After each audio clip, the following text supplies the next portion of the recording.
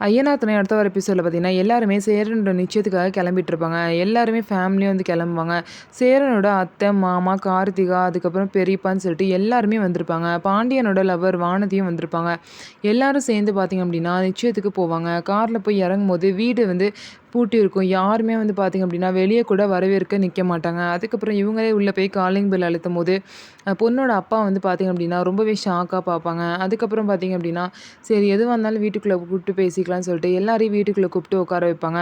வீட்ல அந்த சேரன் வீட்ல பார்த்தீங்க அப்படின்னா, பெரியவங்கலாம் "என்ன நிச்சயம் நடக்கிற வீடு மாரியே இல்ல. பொண்ணு இவ்ளோ வந்து சிம்பிளா நிக்குது. என்ன நினைச்சிட்டு இருக்கீங்க?" அப்படின்னு சொல்லிட்டு திட்டுவாங்க. அதுக்கு பொண்ணு வீட்ல சொல்லுவாங்க, "ஜோசியர் கிட்ட சொன்னோமே, ஜோசியர் உங்ககிட்ட சொல்லலையான்னு?" சொல்லிட்டு கேட்பாங்க. "என்ன சொல்லலையா?" அப்படின்னு சொல்லி கேட்கும்போது, "இல்ல இந்த மாரி வந்து நிச்சயம் நடக்காது.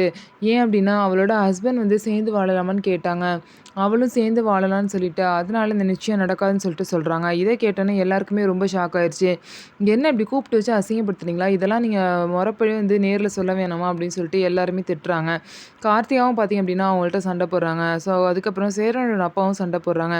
ஸோ இதுக்கப்புறம் என்ன நடக்க போகுது? சேரனுக்கு யாரு கூட தான் கல்யாணம் நடக்கும்னு சொல்லிட்டு வெயிட் பண்ணி பார்க்கலாம். நம்ம வீடியோ உங்களுக்கு பிடிச்சிருந்தா நம்ம வீடியோவ லைக் பண்ணிக்கோங்க. மறக்காம நம்மளோட சேனல சப்ஸ்கிரைப் பண்ணிட்டு பாருங்க.